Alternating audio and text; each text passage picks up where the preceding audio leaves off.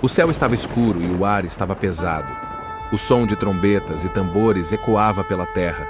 Era o dia do Armagedom, uma batalha final entre o bem e o mal, entre Deus e o Anticristo. Os exércitos dos dois lados enfrentaram no Vale de Megido, no norte de Israel.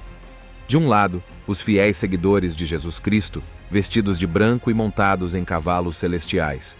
Do outro, as forças do Anticristo, marcadas com o número 666 e armadas com armas modernas e tecnológicas. No meio, o rio Eufrates, que havia seco para abrir caminho para os reis do Oriente. A batalha começou com uma grande explosão. O Anticristo lançou um míssil nuclear contra Jerusalém, a cidade santa, onde estava o templo reconstruído. O objetivo era destruir os santuários e matar os judeus que se transformaram no cristianismo durante a Grande Tribulação. Mas Deus interveio e desviou o míssil, que caiu no Mar Morto, causando uma enorme onda que inundou as cidades vizinhas. O Anticristo ficou furioso e ordenou que seus soldados atacassem os cristãos com toda a sua fúria. Os cristãos, porém, não tinham medo. Eles sabiam que Jesus estava com eles e que a vitória era certa. Eles confiavam na palavra de Deus que dizia: "E vi o céu aberto, e eis um cavalo branco, e o que estava assentado sobre ele chama-se Fiel e Verdadeiro. E julga e peleja com justiça, e os seus olhos eram como chamas de fogo, e sobre a sua cabeça havia muitos diademas, e tinha um nome escrito que ninguém sabia senão ele mesmo, e estava vestido de uma veste salpicada de sangue, e o nome pelo qual se chama é a Palavra de Deus. E seguiam-no os exércitos no céu em cavalos brancos, e vestidos de linho fino, branco e puro. E da sua boca saiu uma espada afiada, para ferir com ela as nações, e ele as regerá com vara de ferro, e ele mesmo é o que pisa o lagar do vinho do furor e da ira do Deus Todo-Poderoso, e no manto e na sua coxa tem escrito este nome: Rei dos Reis e Senhor dos Senhores. Jesus apareceu no céu, montado em seu cavalo branco, e liderou o ataque contra o Anticristo. Ele usou uma espada que saiu de sua boca para ferir e matar os inimigos. Nenhum deles poderia resistir ao seu poder. Os anjos também lutaram ao seu lado, usando espadas de fogo e trombetas de guerra. Eles lançavam frases e flagelos sobre os ímpios, que sofriam dores e angústias. Os cristãos, por sua vez, usaram a palavra de Deus como arma, proclamando o Evangelho e testemunhando de sua fé. Eles também oravam e louvavam a Deus, agradecendo pela sua salvação e pela sua justiça. A batalha durou 7 anos, o tempo da Grande Tribulação. Durante esse período, muitas coisas aconteceram na terra.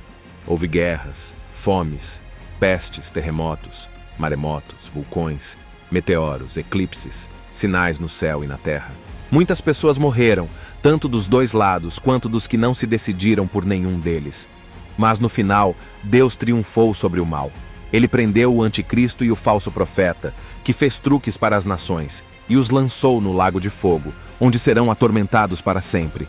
Ele também amarrou Satanás, o dragão, por 1000 anos, e o lançou no abismo, onde não poderá mais tentar nem enganar ninguém. Ele então julgou os mortos, segundo as suas obras, e os que não foram encontrados escritos no livro da vida também foram lançados no lago de fogo, que é a segunda morte. Ele então criou novos céus e nova terra, onde habita a justiça. Ele colocou o seu reino eterno, onde reinará com os seus santos para sempre. Ele enxugou toda a lágrima dos seus olhos, e não haverá mais morte, nem dor, nem choro, nem tristeza. Ele será o seu Deus, e eles serão o seu povo. Ele lhes dará a árvore da vida, e o rio da vida, e a luz da sua glória. Ele lhes dirá: Eis que faço novas todas as coisas. Escreve, porque estas palavras são verdadeiras e legítimas. Está cumprido. Eu sou o Alfa e o Ômega, o princípio e o fim. A quem quer que tenha sede, de graça lhe darei da fonte da água da vida. Quem vencer, herdará todas as coisas, e eu serei seu Deus, e ele será meu filho. Apocalipse 21, 5-7. Neste novo reino eterno, a paz reinava soberana. As nações se curvavam diante da majestade de Deus, e todas as barreiras entre os povos eram quebradas. Não havia mais divisões, ódio ou desconfiança. O amor de Deus permeou cada canto da nova terra, unindo os corações em uma irmandade celestial. Os que foram fiéis durante a batalha final agora desfrutaram das promessas divinas. Cada lágrima era enxugada, e a alegria se tornava a melodia que ecoava nos campos verdejantes. O rio da vida fluía, nutrindo a terra e trazendo vida abundante. As árvores da vida ofereciam frutos cuja doçura era indescritível, e a luz da glória de Deus iluminava o céu eterno. Os remidos andaram lado a lado com anjos, compartilhando histórias de sua jornada terrena e testemunhando como a graça divina os transformados. Cada cicatriz que carregavam da batalha tornou-se um lembrete da vitória de Deus sobre as trevas, e à medida que contemplavam a face do seu Redentor, suas almas transbordavam de gratidão e entusiasmo. Na Nova Jerusalém, o templo de Deus se erguia imponente e a presença divina enchia cada recanto. Não havia mais necessidade de sol ou lua, pois a luz do próprio Deus iluminava tudo. As portas da cidade estavam sempre abertas, convidando todos os filhos de Deus a entrarem e participarem da festa eterna. A harmonia reinava entre os habitantes da nova terra. Leões e cordeiros pastaram pacificamente juntos, refletindo a reconciliação total da criação.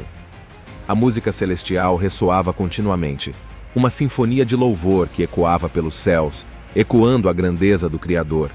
A comunhão com Deus era constante, e as criaturas celestiais adoravam em uníssono. Os remidos tinham o privilégio de estar na presença do Altíssimo, compartilhando sua intimidade e recebendo instruções diretamente dos lábios divinos. A alegria de estar face a face com Deus era inexprimível. Assim termina a história do Armagedon, a batalha final entre o bem e o mal, entre Deus e o Anticristo. Essa história é baseada na interpretação de alguns cristãos sobre o livro do Apocalipse, o último livro da Bíblia. Mas será que essa história é verdadeira? Será que ela vai acontecer mesmo? Será que nós estamos vivendo nos últimos dias? Será que nós estamos preparados para enfrentar esse grande conflito? Essas são perguntas que muitas pessoas se fazem e que merecem uma resposta. Por isso, eu te convido a pesquisar mais sobre esse assunto, a estudar a Bíblia com atenção, a orar a Deus por sabedoria e a buscar a sua vontade para a sua vida. Lembre-se que Deus é amor e que Ele quer que todos se salvem e cheguem ao conhecimento da verdade. Ele não deseja que ninguém se perca, mas que todos tenham a vida eterna.